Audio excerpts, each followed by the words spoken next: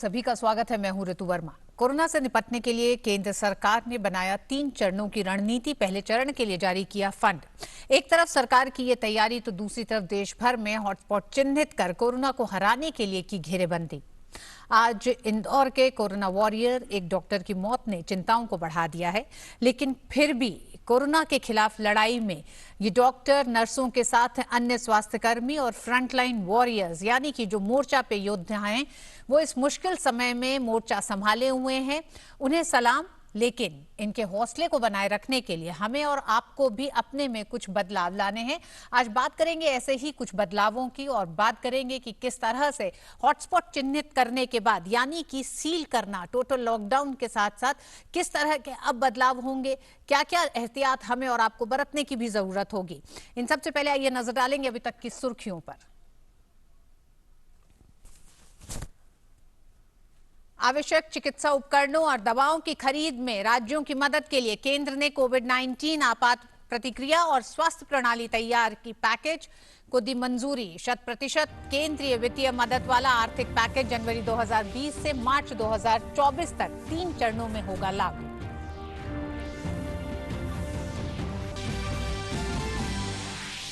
कोविड-19 से निपटने के लिए मंत्री स्तरीय समूह की हुई बैठक। अलग अस्पताल बनाने के साथ ही मास्क और वेंटिलेटर पर चर्चा। केंद्र ने कहा, पीपीई पर भय का माहौल बनाना सही नहीं। 20 कंपनियां कर रही हैं पीपीई का निर्माण। 49,000 वेंटिलेटर भी खरीदे जा रहे हैं। देश में कोरोना सक्रिय मामलों की संख्या हुई 5,218। 169 लोगों की गई जान।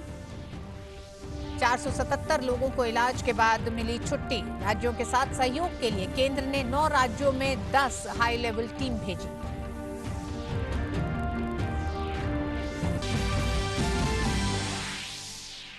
दिल्ली और यूपी में सील किए गए इलाकों में पुलिस की चौकसी, लोगों की आवाजाही बंद। ऐसे इलाकों में घर घर तक पहुंचाया जा रहा है राशन। दिल्ली में 21 इलाकों की पहचान कर चलाया जा रहा है ऑपरेशन शील्ड।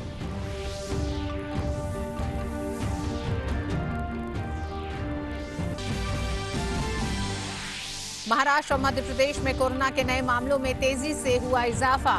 महाराष्ट्र में संक्रमित लोगों की संख्या देश में सबसे ज्यादा। मध्य प्रदेश के इंदौर में कोरोना संक्रमित डॉक्टर की मौत। ओडिशा ने लॉकडाउन की मियाद 30 अप्रैल तक बढ़ाई। कई राज्यों ने मास्क पहनना किया अनिवार्य। दुनिया भर के देशों के साथ कोविड-19 पर सहयोग के लिए पीएम नरेंद्र मोदी के प्रयास जारी। प्रधानमंत्री ने दक्षिण कोरिया के राष्ट्रपति से फोन पर बात कर कोविड-19 की चुनौतियों पर की चर्चा। युगांडा के राष्ट्रपति से भी चर्चा। अमेरिकी राष्ट्रपति ट्रंप और ब्राजील के राष्ट्रपति ने पीएम को दिया धन्यवाद। पीएम ने ट्रंप के धन्यवाद के जवाब में कहा, संकट के वक्त में दोस्त आते हैं और करीब। दुनिया भर में जारी है कोरोना के खिलाफ जंग। संक्रमित लोगों का आंकड़ा हुआ करीब 15,88,000 से ज्यादा लोगों की मौत। अमेरिका, इटली और स्पेन में सबसे ज्यादा मौतें। इटली में अब तक 100 डॉक्टरों की हुई मौत।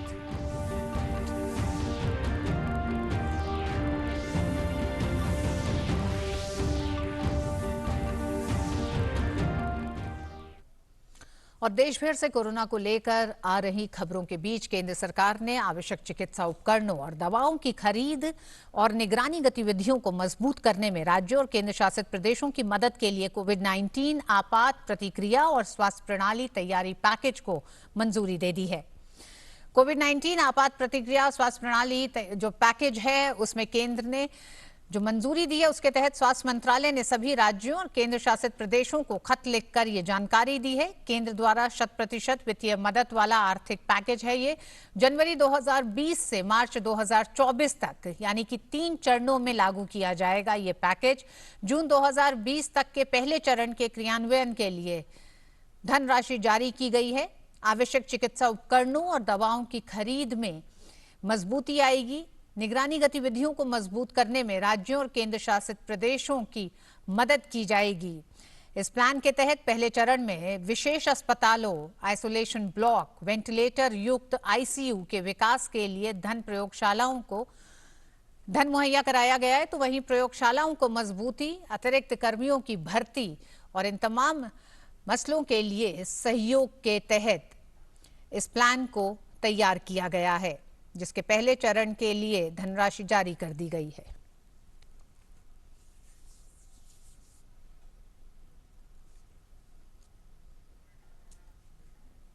कोविड-19 पर आज मंत्री समूह की उच्च स्तरीय बैठक भी हुई, जिसकी अध्यक्षता केंद्रीय स्वास्थ्य मंत्री डॉक्टर हर्षवर्धन ने की।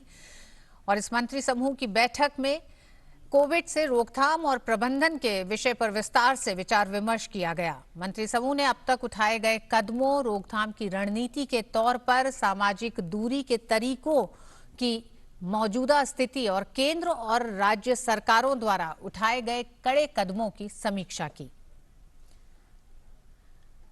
मंत्री समूह को यह भी जानकारी दी गई कि सभी जिलों को कोविड-19 से मुकाबला करने के लिए तैयार रहने और आकस्मिक योजनाएं बनाने के लिए कहा गया है। राज्यों की क्षमता को सुदृढ़ करने के लिए अन्य कई उपाय, जैसे कोविड-19 अस्पताल बनाने के लिए पर्याप्त संसाधन जुटाना, मेडिकल संस्थानों को पीपीई और वेंटिलेटर और अन्य जरूरी उपकरण उपलब्ध कराने पर भी विस्तार से चर्चा की गई। राज्यों को जारी दिशा निर्देशों के अनुसार कोविड-19 सेंटर और तथा अस्पताल चिन्हित करने के लिए कहा गया है। जीओएम ने देश भर में जांच की रणनीति और टेस्टिंग किट की उपलब्धता पर भी चर्चा की। साथ ही हॉटस्पॉट का चुनाव करने और क्लस्टर प्रबंधन की रणनीति पर भी चर्चा हुई। पीपीई की उपलब्धता, मास्क, वेंटिलेटर्स, दवाइयों और अन्य जरूरी चीजों की उपलब्धता के बारे में भी जीओएम को जानकारी दी गई।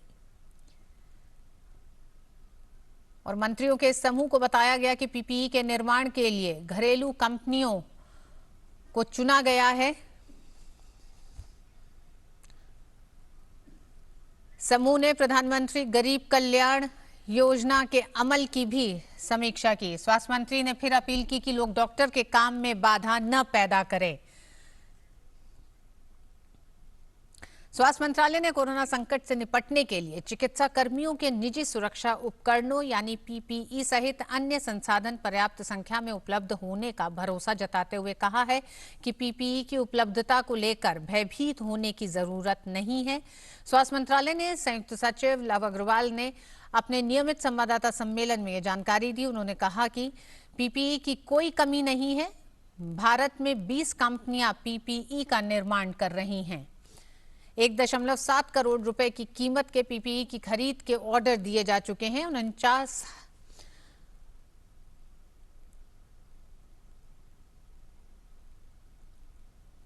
49,000 वेंटिलेटर भी खरीदे जा रहे हैं।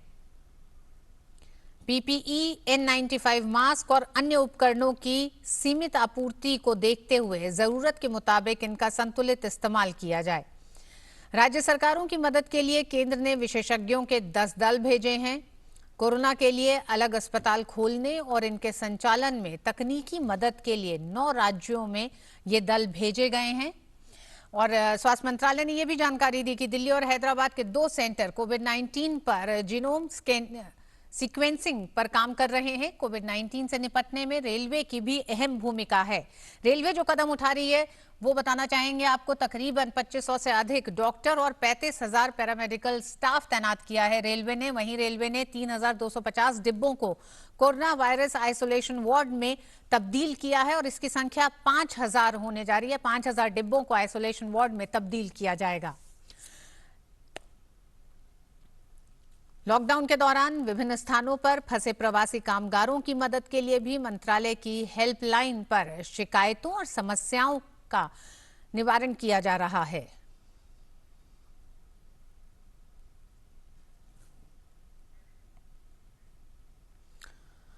और देश में कोरोना के सक्रिय मामलों की संख्या इस समय 5,218 हो गई है। इसी के साथ ही 477 लोगों को इलाज के बाद छुट्टी दे दी गई है। देश में कोरोना से अब तक 169 लोगों की मौत हो चुकी है। देश में सबसे ज्यादा मामले महाराष्ट्र से सामने आए हैं।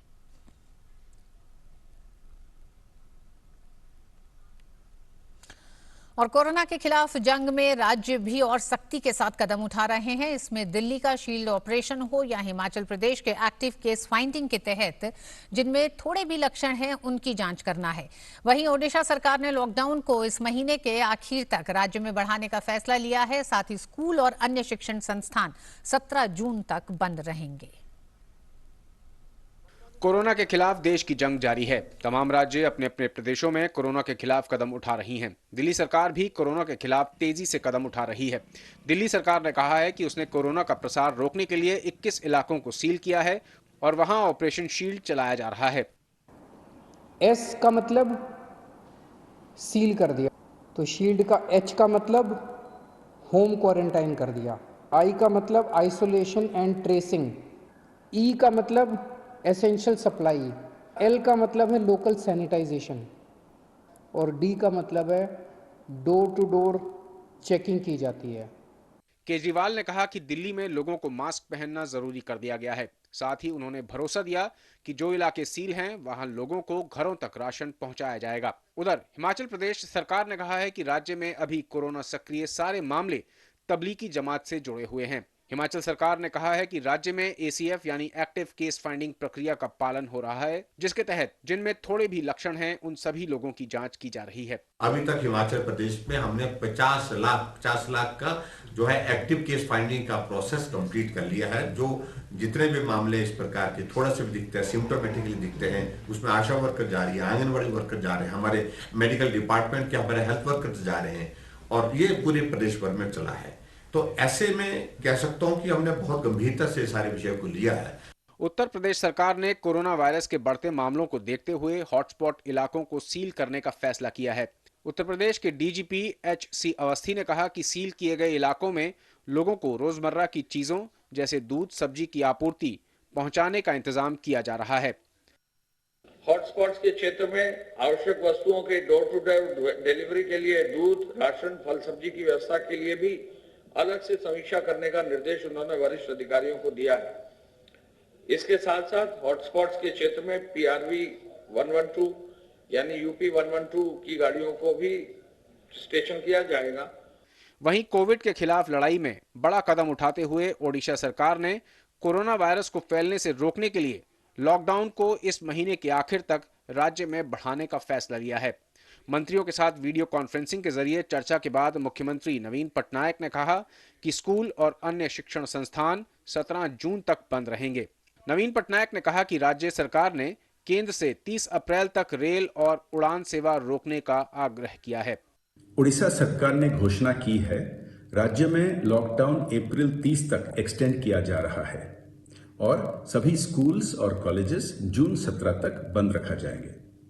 इस डिसीजन की पालन करने के लिए भारतीय जनता पार्टी हर किस्म की सहयोग करेगी और हम जनता को अपील करते हैं कि सरकार की सभी नियम, कानून और गाइडलाइंस को जरूर फॉलो करें। वहीं मध्य प्रदेश की बात करें तो राज्य में कोरोना का कहर जारी है। इंदौर में कोरोना वायरस संक्रमण की चपेट में आए 62 वर्षीय डॉक्टर की गुरुवार सुबह मौत हो गई। वो जनरल फिजिशियन थे और जांच में कोरोना वायरस से संक्रमित पाए गए थे। मध्य प्रदेश के मुख्यमंत्री शिवराज सिंह चौहान ने बीजेपी के कार्यकर्ताओं से संवाद किया।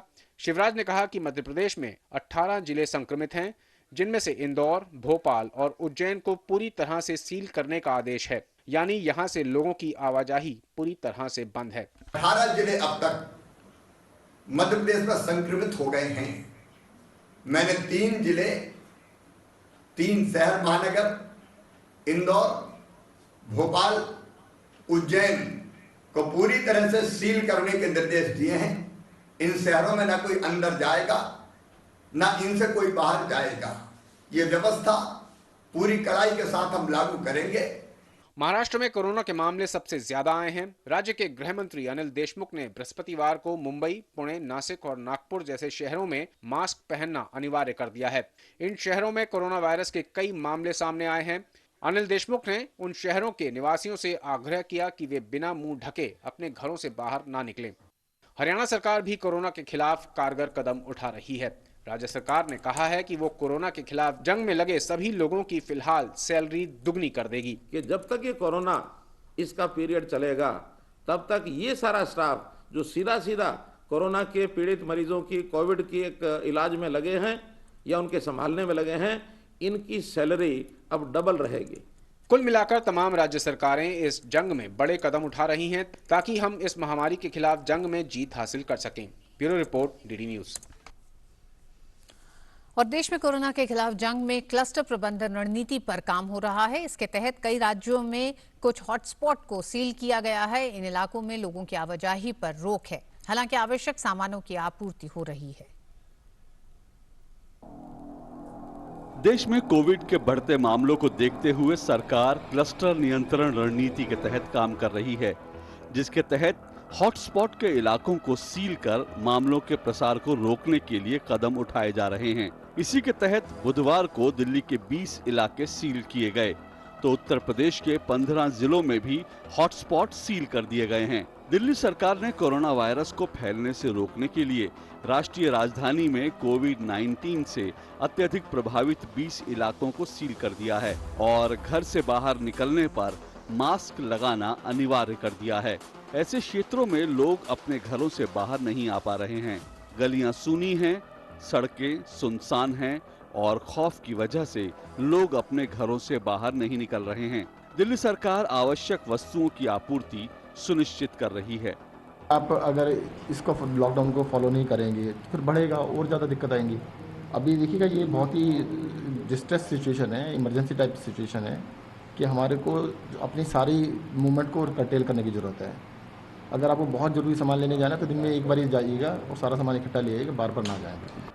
देश के जिन हिस्सों में सील बंद की कार्रवाई की गई है उनमें उत्तर प्रदेश का गौतम बुद्ध नगर भी शामिल है, जहां 22 जगहों को हॉटस्पॉट घोषित किया गया है।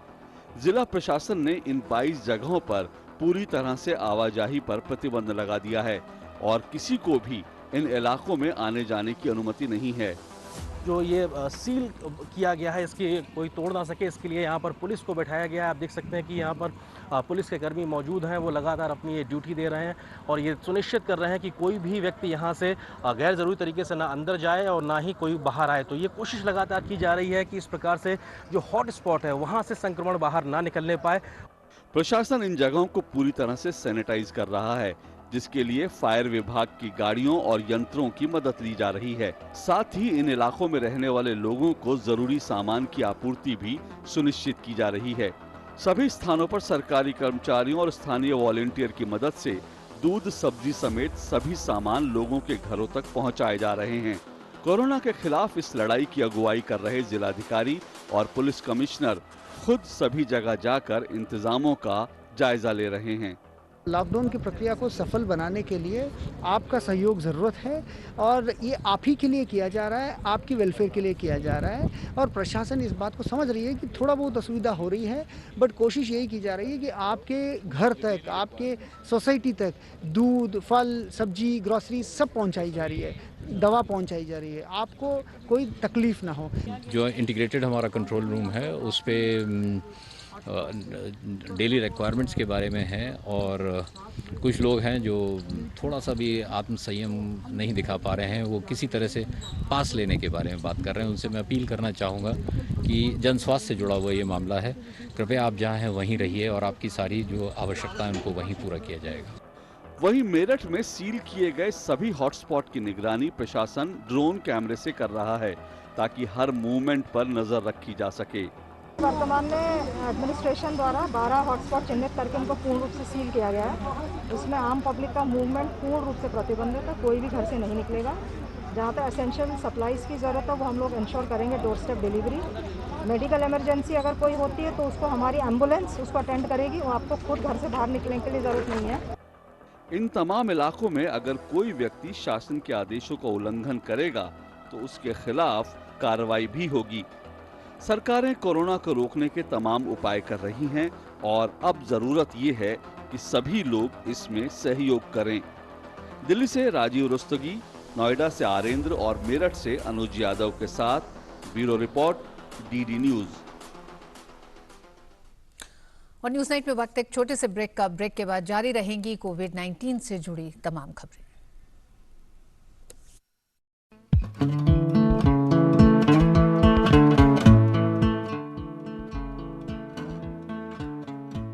नोवल कोरोना वायरस, जिसको हम कोविड-19 कहते हैं, ये एक नया वायरस है जो स्पीशीज जंप करके एनिमल से ह्यूमंस में आया और इस वायरस ने अपने आप को चेंज किया जिससे वो ह्यूमन टू ह्यूमन स्प्रेड कर सकता है। अब ये बेसिकली एक ह्यूमन वायरस है और एक इंसान से दूसरे इंसान से खांसने से ड्रॉपलेट से फैलता है। Some are do's and don'ts कि भाई hand washing, don't worry about non veg, don't worry about pets. Some people asking of pets के बारे में। Use public transport but wash your hands regularly and so maintain distance if you can while traveling. अगर बाहर नहीं गए और घर पे ही हैं तो you can even say after every 6 hours you can do it. पर अगर ट्रैवल कर रहे हो और बार बार चीजें टच कर रहे हो तो as frequently as possible.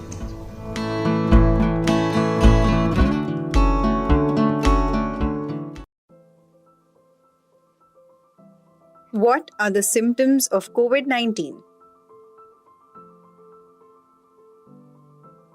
The most common symptoms of COVID-19 onset are fever, fatigue, and dry cough.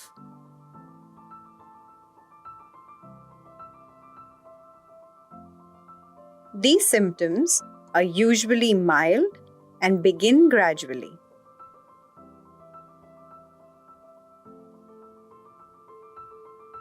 Around 1 in 6 people who get COVID-19 become seriously ill and develop difficulty breathing.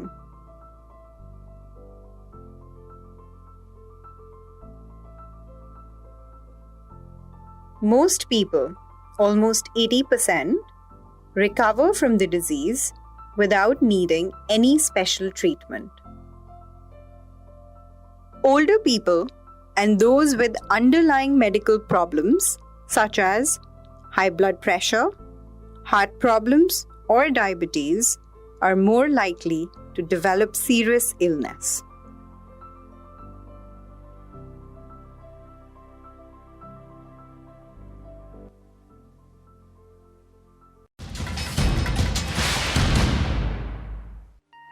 मुझे विश्वास है हर हिंदुस्तानी इस संकट का न सिर्फ सफलता से मुकाबला करेगा बल्कि इस मुश्किल घड़ी से विजयी होकर निकलेगा।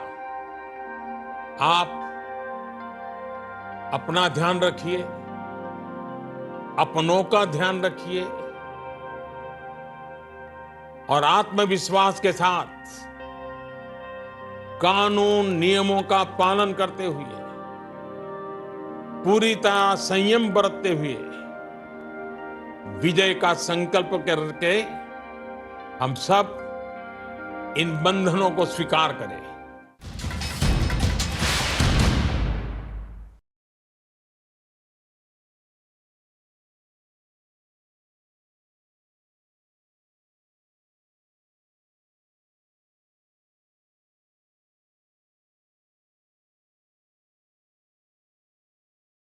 सील किए गए हैं यानी कि हॉटस्पॉट जो चिन्हित किए गए हैं उसमें किस तरह से अब कार्रवाई होगी और आने वाले समय में हम लोग किस तरह से कोविड-19 की इस लड़ाई से जीत पाएंगे, उसी पर आज हमारी चर्चा भी है। विशेष है हमारा अग्रिम मोर्चे पर तैनात योद्धाओं को सलाम। देश भर से जब हम डॉक्टरों से जुड़ी तमाम खबरें, हमें एक तरह से कह सकते हैं वो दुखद खबरें जब हमारे सामने आ रही हैं, उस बीच जब आज इंदौर के एक डॉक्टर की मौत की खबर आई तो उसने चिंताओं को बढ़ा दिया है। और इसी पर और बात करने के लिए हमारे साथ दो मेहमान स्टूडियो में जुड़ रहे हैं। डॉक्टर रणदीप गुलेरिया हैं, एम्स के डायरेक्टर हैं। डॉक्टर साहब आपका बहुत बहुत स्वागत है। हमारे साथ farmer DCP Delhi LN Rao साहब भी जुड़ रहे हैं। राव साहब आपका भी बहुत बहुत स्वागत है। सबसे पहले डॉक्टर गुलेरिया आप ही के पास आना चाहेंगे और ये खबर दुखद है लेकिन चिंताएं बड़ी अपने साथ लेके आए। किस तरह से इस खबर को देखते हैं, कौन और एहतियात बरतने की इस समय जरूरत है जब हम देखते हैं कि सबसे ज्यादा अग्रिम मोर्चे पे यानी कि फ्रंटलाइन वॉरियर्स में डॉक्टर, नर्सेज और तमाम स्वास्थ्य कर्मी इस समय तैनात हैं जो इस जंग में एक तरह से कोरोना का हराने में सबसे आगे खड़े हैं। बिल्कुल सही, ये बात बहुत चिंताजनक है कि किसी डॉक्टर की मौत हो जाए। हम ये सब समझते हैं कि जो कोरोना की लड़ाई में कोरोना वॉरियर्स हैं, जो सबसे आगे हेल्थ केयर वर्कर्स हैं, चाहे वो डॉक्टर हों, रेजिडेंट्स हों, नर्सेज हों या और स्टाफ हो, वो अपने आप को थोड़ा सा एक्सपोज तो कर रही हैं, क्योंकि कोरोना एक ऐसा वायरस है जो हवा में रहता है और कई दफ़ा कई ऐसे पेशेंट्स भी आ जाते हैं जिनका शुरू से डायग्नोसिस नहीं होता और एक्सपोजर हो सकता है। इसलिए हेल्थ केयर वर्कर्स को हमेशा सतर्क रहना चाहिए, हमें उनको पूरा प्रोटेक्शन प्रोवाइड करना चाहिए और उनकी देखभाल के लिए भी पूरी स्थिति बनानी चाहिए।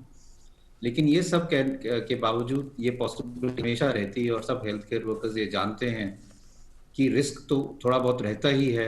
हम कोशिश ये करते हैं कि रिस्क को जितना मिनिमाइज कर सकें वो करें, लेकिन भारत में भी, दुनिया में भी, चाहे हम चाइना की बात करें, इटली की बात करें, यूएस की बात करें, कई हेल्थ केयर वर्कर्स हैं जो इस कोरोना के कारण उनको इन्फेक्शन हुआ है और डेथ्स भी हुई हैं। तो ये भारत के लिए भी एक चिंता का विषय है।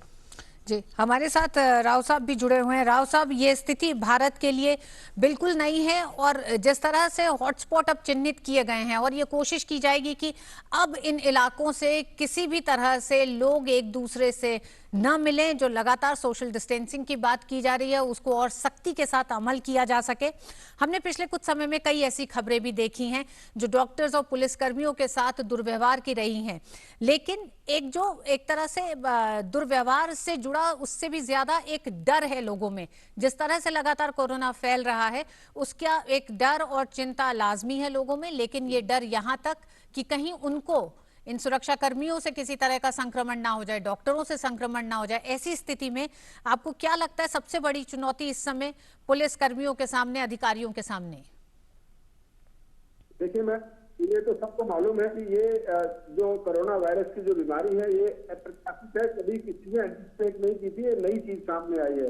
पूरे देश का सामने, पूरे पुलिस के सामने, पूरे डॉक्टर्स और जो मेडिकल स्टाफ है उन सब के सामने नई चीज है। और कोई भी नई समस्या जब आती है उसको जूझने में शुरू में दिक्कतें आती हैं और वास्तव में ही इसमें जो प्रॉब्लम्स आई है और इसका मूल मंत्र जो हमारे प्राइम मिनिस्टर साहब मोदी साहब ने बताया था कि इसमें लॉकडाउन के टाइम पे सबको घरों में रहना है, सोशल डिस्टेंसिंग रखना है और कोई किसी, क्योंकि ये बीमारी है ये वैसे फैलती है, जीवाणु जो है वो एक दूसरे से पास ऑन होते हैं और इस प्रकार से हमें एक दूसरे से इतनी दूरी रखनी है कि ताकि अगर किसी दूसरे आदमी को अगर ये बीमारी है तो हम पर ना आए, या हमारे पास बीमारी है तो किसी दूसरे के पास ना जाए। ये सब चीजें बहुत ध्यान वाली चीजें हैं और जरा सा भी इसमें कोई ऐसा लगता है किसी को कि इससे इस बीमारी के लक्षण है तो उनको तुरंत मेडिकल एड के लिए, मेडिकल असिस्टेंस के लिए उसको कंसर्न जो टेलीफोन नंबर से उन पे फोन करना चाहिए। रही बात अभी जो आपने अभी पूछा था कि ये लॉकडाउन के दौरान जो हॉटस्पॉट जो चिन्हित किए हैं, दिल्ली में कई 22 हॉटस्पॉट्स हैं और एडजॉइनिंग स्टेट यूपी और गाजियाबाद, नोएडा में भी इनको हॉटस्पॉट्स को आइडेंटिफाई किया। वो जगह है जहां पर ये बीमारी ज्यादा तौर से फैली हुई है, वहां ज्यादा ध्यान देने की जरूरत है। उसका मेन मकसद ये है कि वहां के लोगों के मूवमेंट को बिल्कुल रेस्ट्रिक्ट कर दिया गया है कि कोई आदमी वहां से बाहर ना निकले और कोई आदमी उनके पास ना जाए। ये लॉकडाउन में भी यही सिचुएशन है, लेकिन लॉकडाउन में एक फर्क इसमें दोनों में ये है कि लॉकडाउन में कोई आदमी एसेंशियल सर्विसेज के लिए जैसे सब्जी लेना है, राशन लेना है या मेडिकल स्टोर पर जाना है तो आदमी को जाने की छूट है उसको। लेकिन यहाँ जो हॉटस्पॉट की जो एरियाज है उसमें किसी भी कोई मूवमेंट की अलाउड नहीं है और जो एसेंशियल सर्विसेज है वो एडमिनिस्ट्रेशन या पुलिस ये उनको मुहैया कराने के लिए प्रतिबद्ध है। और जैसा अभी मैं सुन रहा था अपने एडमिनिस्ट्रेशन या अपने जो डिपार्टमेंट के जो आदमी हैं उन्होंने ये बीड़ा उठाया कि जो लॉकडाउन के दौरान जो हॉटस्पॉट के एरियाज हैं उनमें एसेंशियल सर्विसेज की पूर्ति करना सरकार का काम हो गया है। हमारी सबकी ये एक रणनीति होनी चाहिए कि हमें सरकार के निर्देशों का सख्ती से पालन करें, उनको सिंसियरली और डेडिकेटेडली जो चीज इंस्ट्रक्शंस हमको दी जा रही हैं उनको हम पालन करें। पुलिस का, एडमिनिस्ट्रेशन का, डॉक्टर्स का, पैरामेडिकल स्टाफ का उनकी मदद करें और किसी प्रकार से उनके साथ बदतमीजी ना करें, मिसबिहेवियर ना करें, क्योंकि इस बीमारी को लड़ने का एक ही तरीका है कि हमें इसको फैलने से रोकना है।